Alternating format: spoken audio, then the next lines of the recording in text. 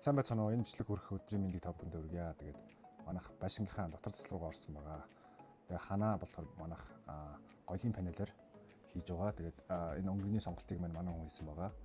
Зөөлөн дулаан цайврын мөнгө сонгосон. Тэгээд энэ гоёлын панелыг болохоор ер нь өөрсдөө хийх боломжтой юм билэ.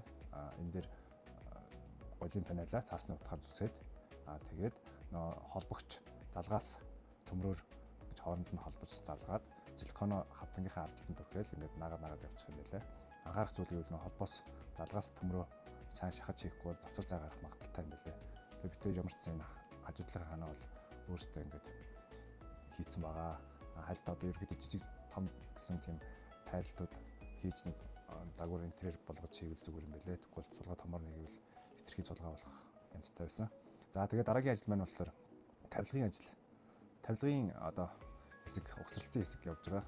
Энэ тавилга маань болохоор ер нь бит хоёр ингээд ханы хавтан тавилга хоёр яг адилхан өнгөтэй кодоор тэг зардаг газар болсон. Тэр газар маань болохоор тоног хаус гэдэг 100 айлын 9-р дэлгүүрийн ойролцоо замын хавьд байдаг газар байлаа. Энэ газар маань болохоор бүх төрлийн тавилгын тоноглол болон хавтангууд тэгээд гоёлын панел тавилгын хавтан гоёлын панел хоёр ингээд бүх төрлөөр зарагддаг өнгөөр чулуу ер нь амар их сонголт ихтэй. Тэнд ер нь баг засвараа идэж байгаа айл очиход бол бүх төрлийн юмнууд байдаг юм байлээ. Сангийн хүртэл байж байлаа шүү. Тэгээд шил одоо тавилганы хэсэг дээр шилэн хаалга хүртэл ороход тэднийд бас хийгддэг юм байлаа.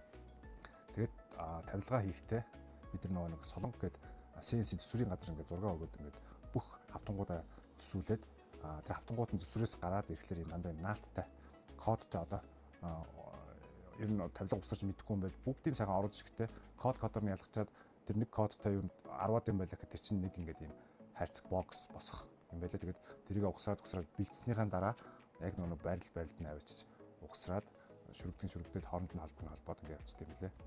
Тэгээд хамгийн гол давуу тал нь гэвэл манайх амар гоё тийм нэг тийм тусдаа тийм тавилга биш ингээд уус нэгэн цог ханыхаа өнгөтэйгээ адилхан болохоор маш цэвэрхэн гоё харагддаг юм лээ.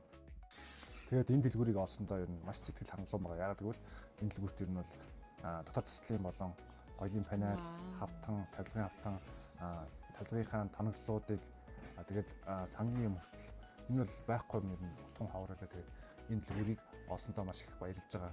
Яагаад гэвэл манай гэрийн интерьерт маш хавцалдах гоё тийм маш цэвэрхэн харагдах хийцлэлүүдийн нарийн хийцлэл хүртэл хийгдэх юмнууд маань энэ дэлгүүрт байсан болохоор энэ дэлгүүрээс л ер нь ихэнх юм авсан.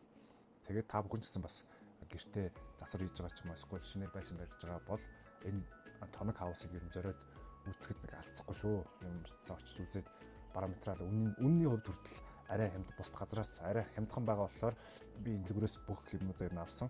Ингээ та бүхэн ч гэсэн бас зориод сонирхоод үзээд тэгээд сонголтоо бас хийч бас болно шүү гэж зөвлөё.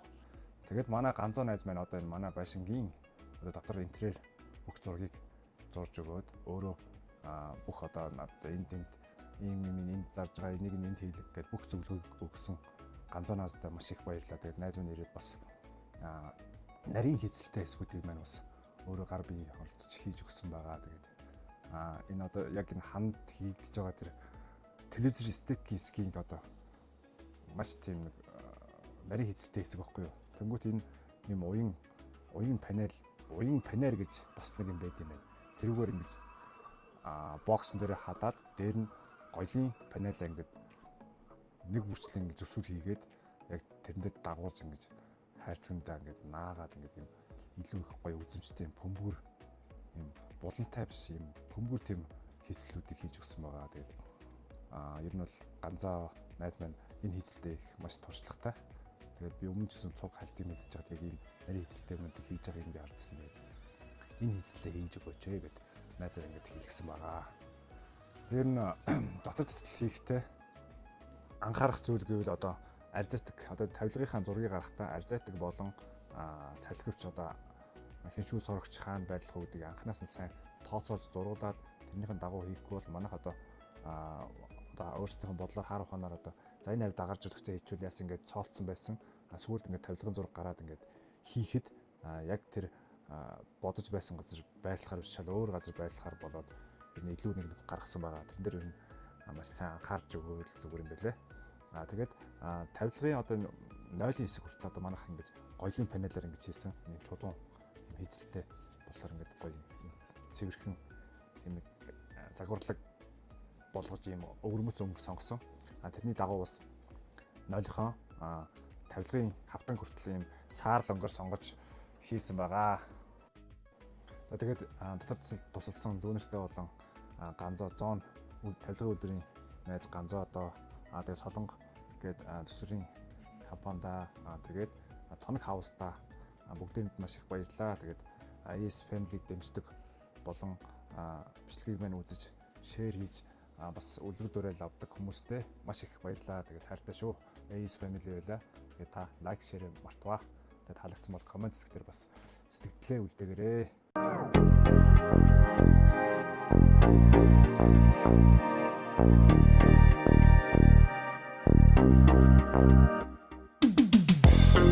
Exactly.